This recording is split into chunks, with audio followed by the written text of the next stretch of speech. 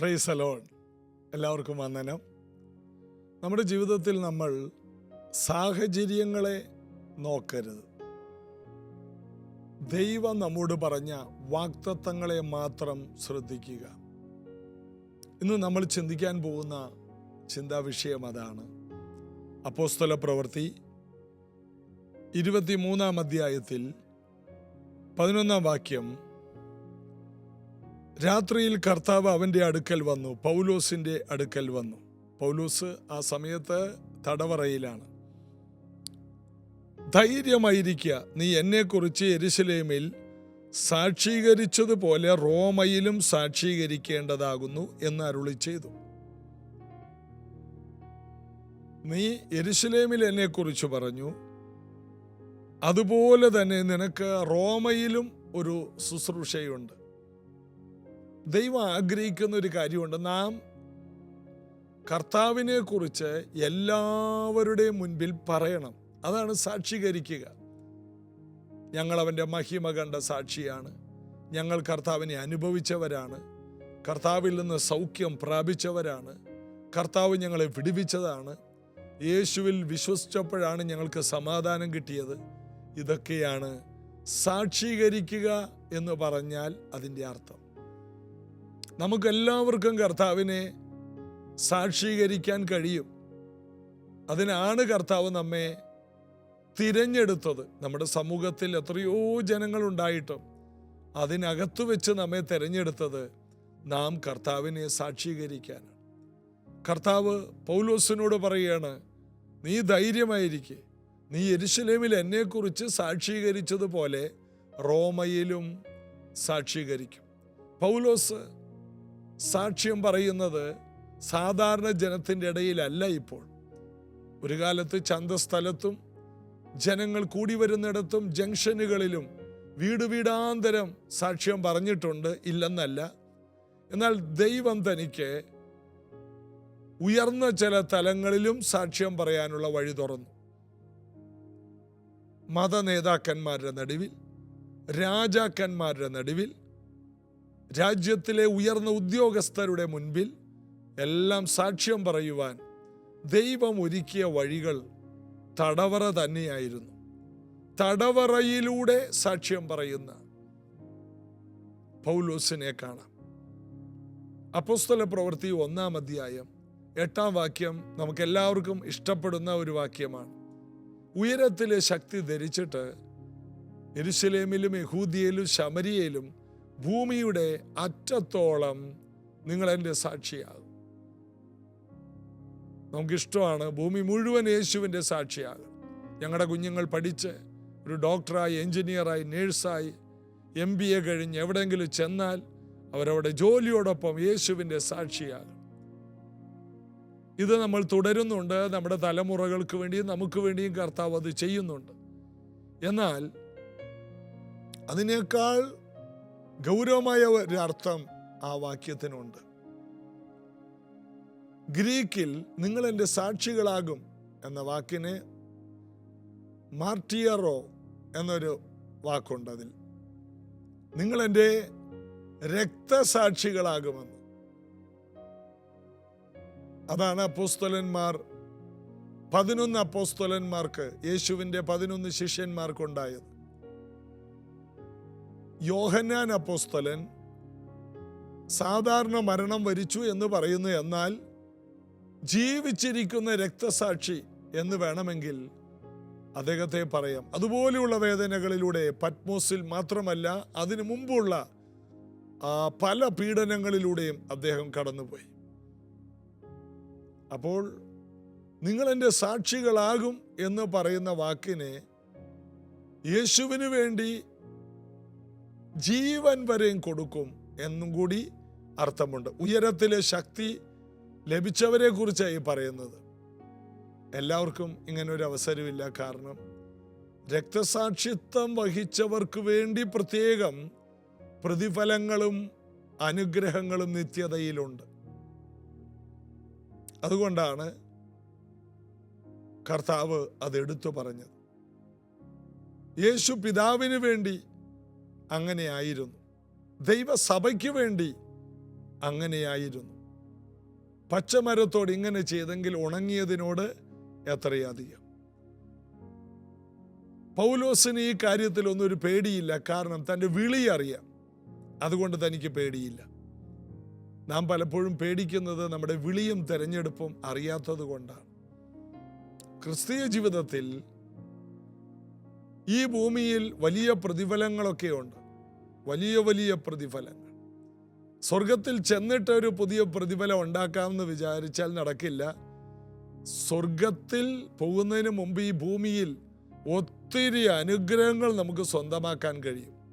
ഭൂമിയിൽ ജീവിക്കാൻ വേണ്ടി മാത്രമല്ല, നിത്യതയ്ക്ക് വേണ്ടി. അതിലേറ്റവും ശ്രേഷ്ഠമാണ് ഈ പറഞ്ഞ കാര്യം. നിങ്ങളെൻ്റെ രക്തസാക്ഷികളാണ്. ഇത് ദൈവവചനത്തിലുള്ള കാര്യമാണ്. പേടിക്കണ്ട. അതിനുള്ള വിളിയില്ലാത്തവർക്ക് ആ വഴി ദൈവം ചെയ്തു കൊടുക്കില്ല. അതിനുവേണ്ടി പ്രാർത്ഥിക്കുകയും അത് ആഗ്രഹിക്കുകയും അങ്ങനെയുള്ളവർക്ക് വേണ്ടി ദൈവം അത് ചെയ്യും. അതൊരു വരമാണ്. ഭൂമിയിൽ വെച്ച് അതൊരു ബുദ്ധിമുട്ട് പോലെ തോന്നുമെങ്കിലും നിത്യതയിൽ ചെല്ലുമ്പോഴാണ് കർത്താവേ, ഞാനൊരു ചാൻസ് നഷ്ടപ്പെടുത്തിയല്ലോ എന്ന് ചിലപ്പോൾ അവിടെ വെച്ച് ഭാരപ്പെടാം. ഇവിടെ കർത്താവ് പറയുകയാണ്, രാത്രിയിൽ കർത്താവ് അവൻ്റെ അടുക്കൽ നിന്നു, ധൈര്യമായിരിക്കുക, നീ എന്നെക്കുറിച്ച് യെരുശലേമിൽ സാക്ഷീകരിച്ചതുപോലെ റോമയിലും സാക്ഷീകരിക്കേണ്ടതാകും. അടുത്ത രാജ്യത്ത് ഞാൻ നിനക്ക് വഴി തുറക്കാൻ വെച്ചിട്ടുണ്ട്. അപ്പോൾ ദൈവം ഒരു വലിയ വാഗ്ദത്തം അവന് കൊടുക്കുകയാണ്. അടുത്ത വാക്യം നോക്കിയേ. നേരം വെളുത്തപ്പോൾ ചില യഹൂദന്മാർ തമ്മിൽ യോജിച്ച് പൗലോസിനെ കൊന്നുകളയുവോളം ഒന്നും തിന്നുകയോ കുടിക്കുകയോ ചെയ്യുകയില്ല എന്ന് ശപഥം ചെയ്തു.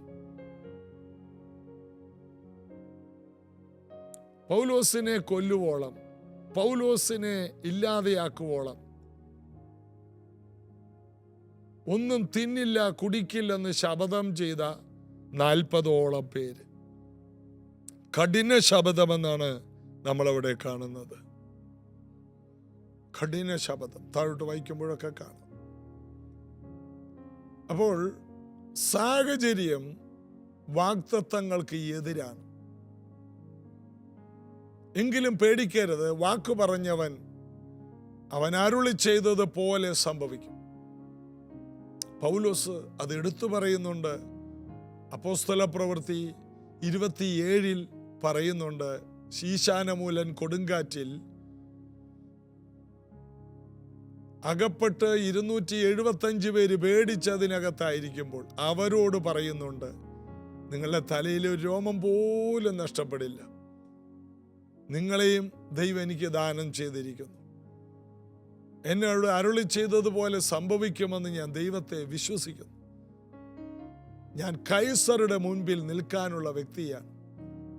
ഞാൻ ഈ കപ്പൽ കൊണ്ട് തീരുന്നവനല്ല, കടലിൽ തീരുന്നവനല്ല. എനിക്കൊത്തിരി വാഗ്ദത്ത നിവർത്തികളുണ്ട്.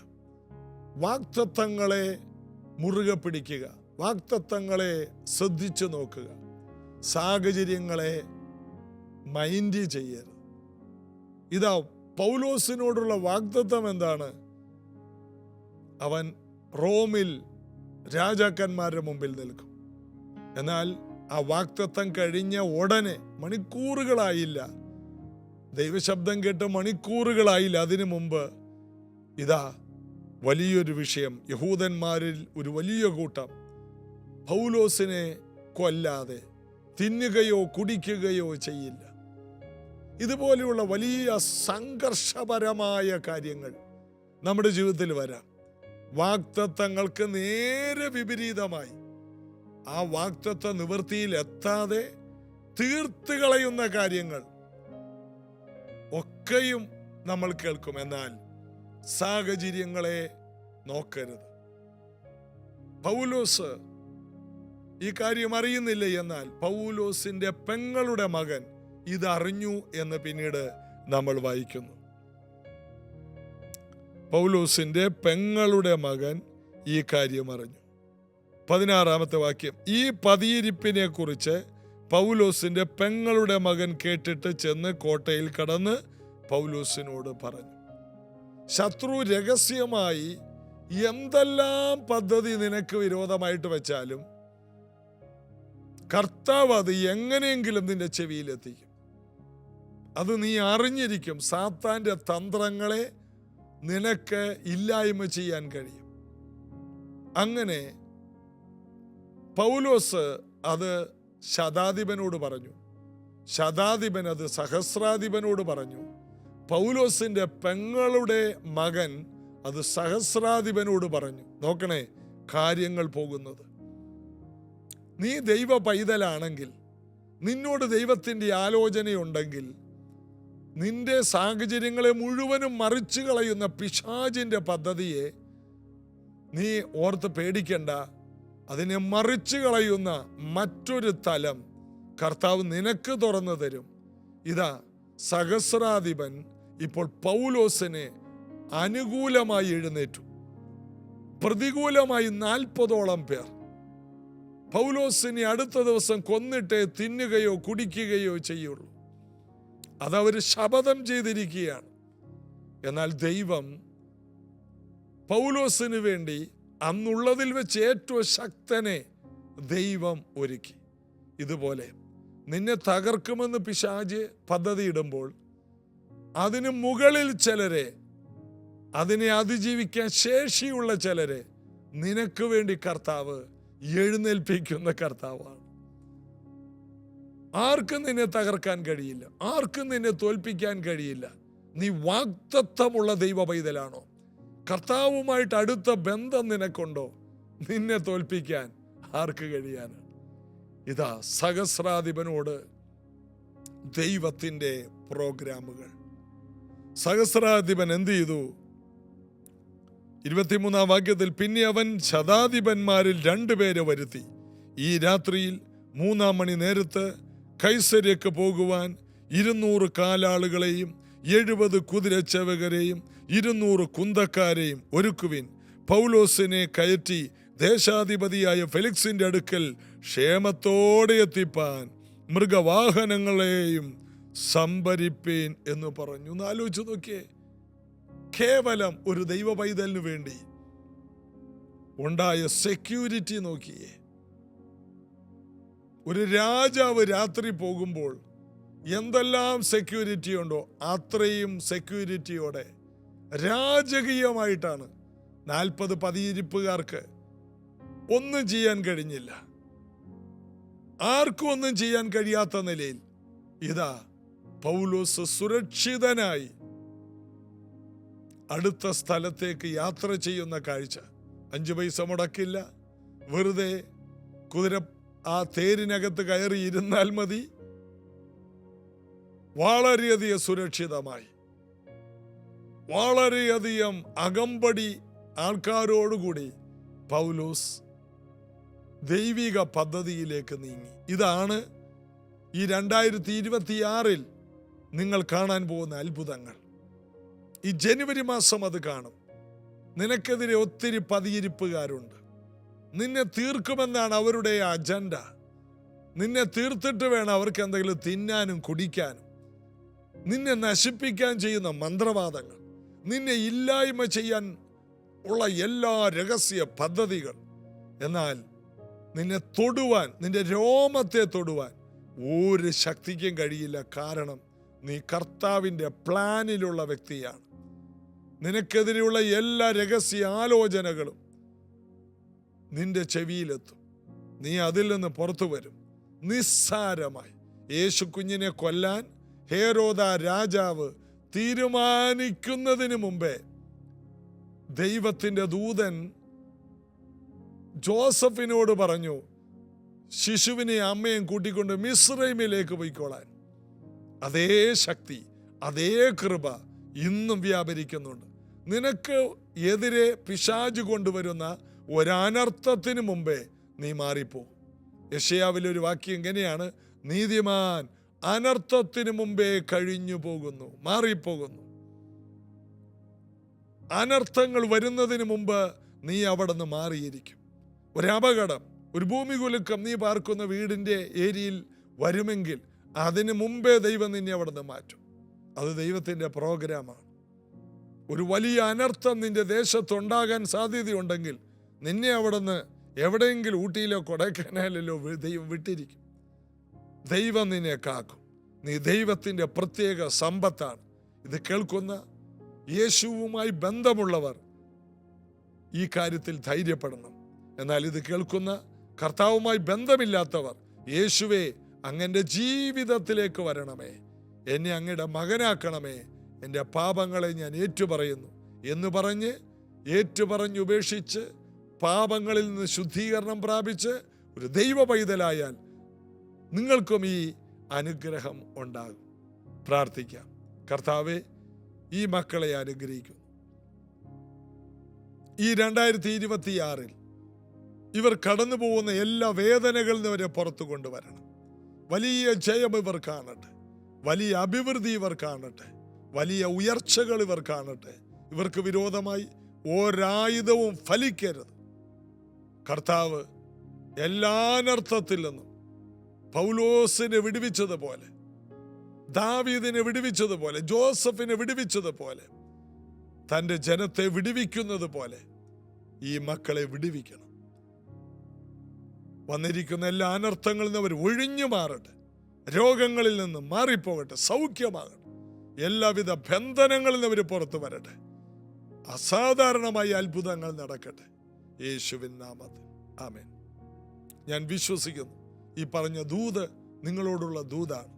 അത് നിങ്ങൾക്ക് വേണ്ടി മാത്രമുള്ളതാണ്. ധൈര്യപ്പെടും. ഏത് പ്രശ്നത്തിൽ നിന്ന് നിങ്ങൾ രാജകീയമായി രക്ഷപ്പെടും, പുറത്തു വരും. നിങ്ങളെ തൊടാൻ ഒരു ശക്തിക്കും കഴിയില്ല. കർത്താവ് അനുഗ്രഹിക്കട്ടെ. ജീസസ് എവരിഡേ എല്ലാ ദിവസവും തുടരുന്നതാണ്. നാളെ ഇതേ സമയത്ത് കാണാം. ഇന്ന് ചർച്ചിൽ, പ്രൈസ് ജനറേഷൻ ചർച്ചിൽ ആലപ്പുഴയിൽ ഉപവാസ പ്രാർത്ഥനയുണ്ട്. വരിക, അനുഗ്രഹിക്കപ്പെടുക. God bless you.